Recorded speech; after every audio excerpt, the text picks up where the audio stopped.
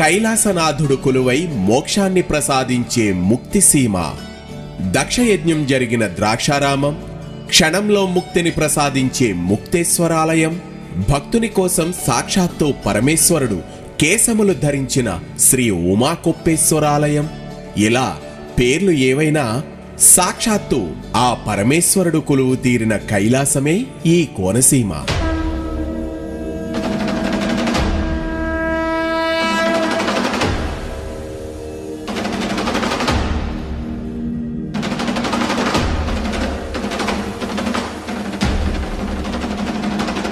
రుద్రనమకం మనకు ప్రసాదించిన ఏకాదశి రుద్రాక్ష మంత్రం విశ్వేశ్వరాయ మహాదేవాయ త్రయంబకాయ త్రిపురాంతకాయ త్రికాగ్నికాలాయ కాలాగ్నిరుద్రాయ నీలకంఠాయ మృత్యుంజయాయ సర్వేశ్వరాయ సదాశివాయ శ్రీమన్ మహాదేవాయ నమః అనగా ఈ కోనసీమలో శివుడు విశ్వేశ్వరుడిగా, మహాదేవుడిగా, త్రయంబకుడిగా, త్రిపురాంతకుడిగా, త్రికాగ్ని కాలుడుగా, కాలాగ్ని రుద్రుడుగా, నీలకంఠుడుగా, మృత్యుంజయుడుగా, సర్వేశ్వరుడుగా, సదాశివుడిగా, శ్రీమన్ మహాదేవుడిగా మనకు ఈ 11 అవతారాలతో ఏకాదశ రుద్రులుగా దర్శనమిస్తాడు.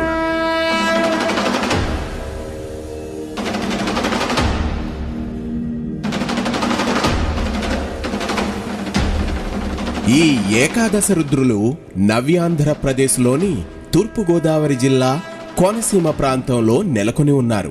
ప్రతి సంవత్సరం కనుమ పండుగ రోజు జగ్గన్న తోట ప్రభల తీర్థంలో ఈ ఏకాదశ రుద్రులు సమావేశమవుతారు. అలా సమావేశమైన ఏకాదశ రుద్రులను ఒకే చోట చూస్తే మంచిదనే విశ్వాసంతో వేలాది మంది భక్తులు జగ్గన్న తోటకు విచ్చేస్తారు.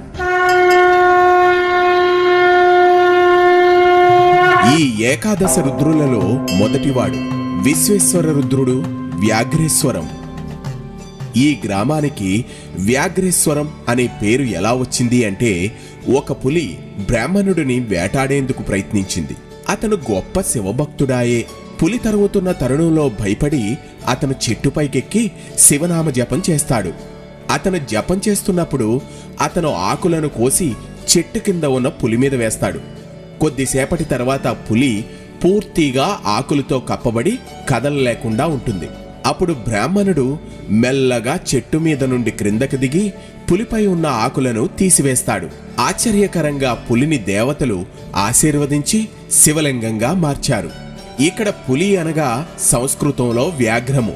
అందుకే ఈ ఊరికి వ్యాఘ్రేశ్వరము అనే పేరొచ్చింది. ఇక్కడ పరమేశ్వరుడు శ్రీ బాలా త్రిపుర సుందరి సమేత వ్యాఘ్రేశ్వర స్వామిగా దర్శనమిస్తారు. ఈ వ్యాఘ్రేశ్వరం అమలాపురానికి కేవలం 13 కిలోమీటర్ల దూరంలో ఉంది.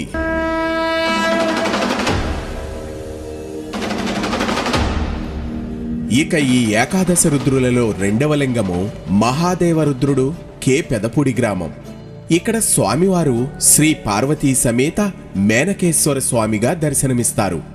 ఇక్కడ స్వామివారి స్థల పురాణం ప్రకారం పూర్వకాలంలో విశ్వామిత్రుని తపోభంగం చేసిన తరువాత మేనక స్వర్గానికి వెళ్లడానికి ప్రయత్నించగా ఆమె వెళ్లలేకపోతుంది. అప్పుడు శివునిని ప్రార్థించగా ఆయన ఒక శివలింగాన్ని మేనకకిచ్చి ఆ ప్రదేశంలో ప్రతిష్ఠింపమని చెబుతాడు.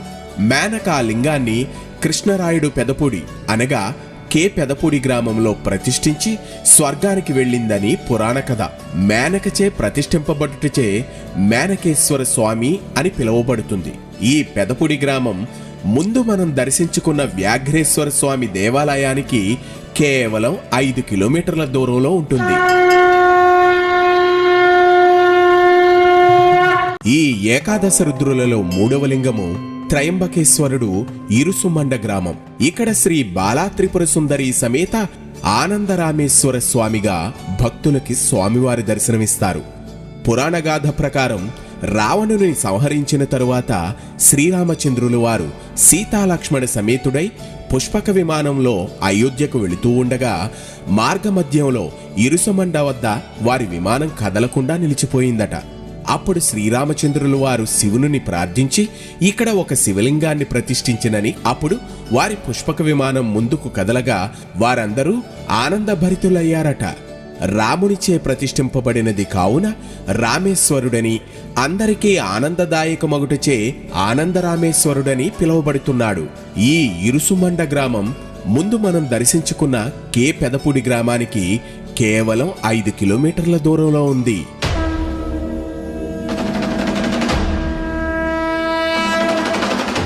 ఈ ఏకాదశి రుద్రులలో 4వ లింగము త్రిపురాంతక రుద్రుడు, ఒక్కలంక గ్రామం. శ్రీ అన్నపూర్ణ సమేత విశ్వేశ్వర స్వామిగా స్వామివారి దర్శనమిస్తారు. పురాణగాథ ప్రకారం తారకాసురుని పుత్రులు ముగ్గురు 3 పురములుగా మారి త్రిపురాసురులుగా పేరొందినారు. దేవతలందరూ త్రిపురాసురులను సంహరింపమని శివుని ప్రార్థించగా వారిని శివుడు సంహరించి ఒక్కలంక గ్రామంలో శివలింగ రూపంలో ఆవిర్భవించినని పురాణగాథ.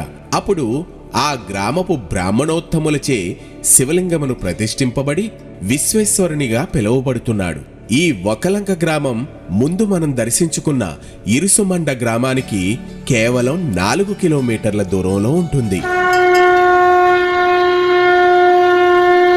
ఈ ఏకాదశ రుద్రులలో 5వ లింగము త్రికాగ్ని కాలరుద్రుడు, నేదునూరు గ్రామం.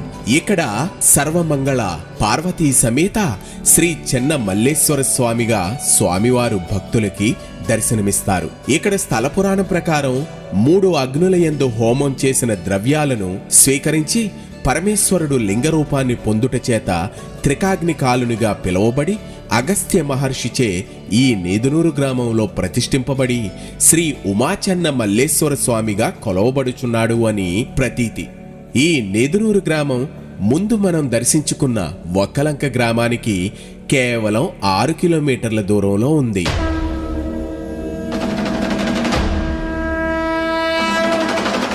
ఈ ఏకాదశ రుద్రులలో 6వ లింగము కాలాగ్ని రుద్రుడు, ముక్కామల గ్రామం. ఇక్కడ బాలా త్రిపుర సుందరీ సమేత శ్రీ రాఘవేశ్వర స్వామిగా కొలువుతీరి భక్తులకు దర్శనమిస్తున్నారు స్వామివారు. ఇక్కడ స్వామివారి చరిత్ర ప్రకారం రావణ సంహారం తర్వాత అగస్త్య మహాముని అయోధ్యకు వెళుతున్న శ్రీరామునిచే ఈ ప్రదేశంలో శివలింగాన్ని ప్రతిష్ఠింపజేసెను అని ఆ కాలాగ్ని రుద్రుడు శ్రీరామచంద్రునకు దివ్యాస్త్రాలను, ఖడ్గం ప్రసాదించినట. రాఘవునిచే ప్రతిష్ఠింపబడుట వల్ల రాఘవేశ్వర స్వామి అని పిలువబడుచున్నాడని, మరియు పాండవులు వనవాసం చేసేటప్పుడు శివుడు అర్జునుని పరీక్షింపదలచి కిరాతుని వేషంలో అర్జునుని ధైర్య పరాక్రమాలను చూచి పాశుపతాస్త్రం ప్రసాదించినని, ఆయనే ఈ కాలాగ్ని రుద్రుడని మరొక కథ ప్రచారంలో ఉంది. ఈ ముక్కామల గ్రామం ముందు మనం దర్శించుకున్న నేదునూరి గ్రామానికి కేవలం 5 కిలోమీటర్ల దూరంలో ఉంది. ఈ ఏకాదశి రుద్రులలో 7వ లింగము నీలకంఠ రుద్రుడు, మొసలపల్లి. ఈ గ్రామంలో శ్రీ బాలా త్రిపుర సుందరి సమేత అనంత భోగేశ్వర స్వామిగా స్వామివారు దర్శనమిస్తున్నారు. ఇక్కడ స్థల పురాణం ప్రకారం దేవతలు, రాక్షసులు క్షీరసాగర మథనం సమయంలో వెలువడిన విషవాయువులను శివుడు తన కంఠమునందు నిక్షిప్తం చేసుకుని నీలకంఠుడైనాడు.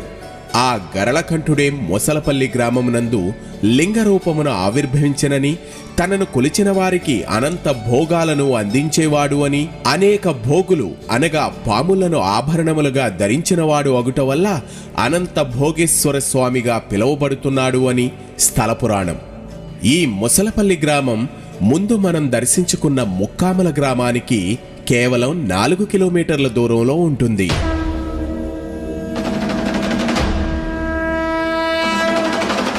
ఈ ఏకాదశ రుద్రులలో 8వ లింగము మృత్యుంజయ రుద్రుడు, పాలగుమ్మి గ్రామం.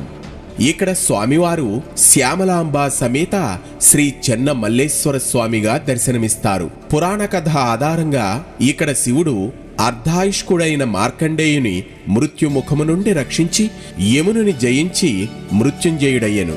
ఈ మృత్యుంజయ రుద్రుడు పాలగుమ్మి గ్రామంలో లింగరూపంలో ఆవిర్భవించి చెన్న మల్లేశ్వర స్వామిగా పిలువబడుచుండెనని ప్రతీతి. ఈ పాలగుమ్మి దేవస్థానం ముందు మనం వెళ్లిన మొసలపల్లి గ్రామానికి కేవలం 4 కిలోమీటర్ల దూరంలో ఉంది. ఇక ఈ ఏకాదశ రుద్రులలో 9వ లింగము సర్వేశ్వర రుద్రుడు, గంగలకుర్రు అగ్రహారం గ్రామం. ఇక్కడ స్వామివారు ఉమాపార్వతీ సమేత శ్రీ వీరేశ్వర స్వామి వారిగా భక్తులకి దర్శనమిస్తారు.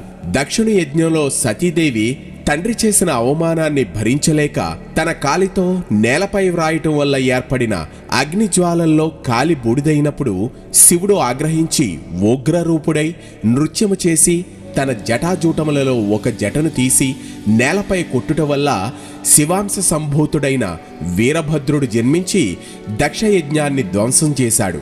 ఉగ్రరూపుడైన శివుడు వీరేశ్వర స్వామిగా లింగరూపమున గంగలకుర్రు అగ్రహారంలో వేద పండితులైన బ్రాహ్మణోత్తములచే ప్రతిష్ఠింపబడెను అని స్థలపురాణ సారాంశం. ఈ గంగలకుర్రు అగ్రహారం ముందు మనం దర్శించుకున్న పాలగుమ్మి గ్రామానికి కేవలం 2 కిలోమీటర్ల దూరంలో ఉంది.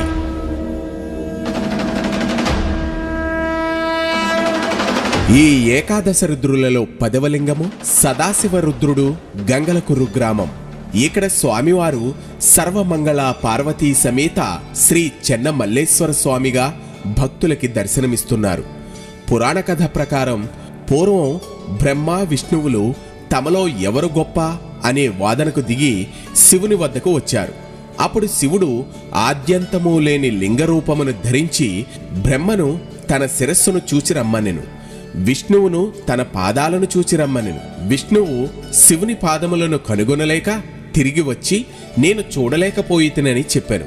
కాని బ్రహ్మదేవుడు మాత్రం శివుని శిరస్సు చూడకపోయినను ఒక ఆవును మొగలి పువ్వును సాక్ష్యము తెచ్చుకొని తాను శివుని శిరస్సు భాగము చూచితనని అబద్ధము చెప్పాను.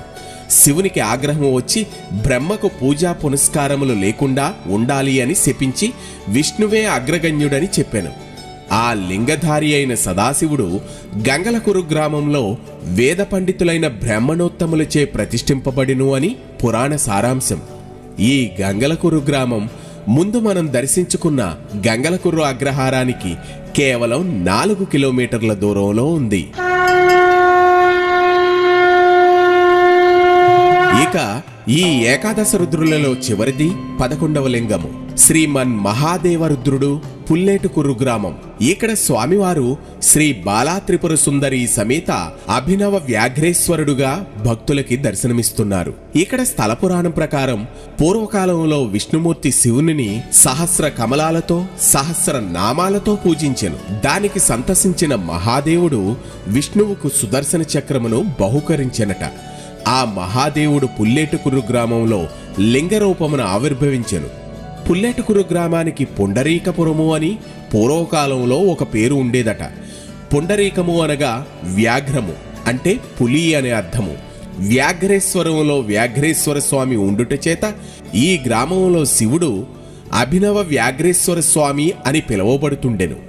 ఈ పుల్లేటుకుర్రు గ్రామము ముందు మనం దర్శించుకున్న గంగలకుర్రు గ్రామానికి కేవలం 3 కిలోమీటర్ల దూరంలో ఉంది. ఈ 11 ఏకాదశ రుద్రులను ఏకకాలంలో ఒకే రోజున దర్శించిన ఏకాదశ రుద్రాభిషేకం చేసిన ఫలము కలుగును అని పురాణగాథ. సమస్త జనులకు ఏకాదశ రుద్రుల అనుగ్రహ ప్రాప్తిరస్తు. ఓం నమః శివాయ.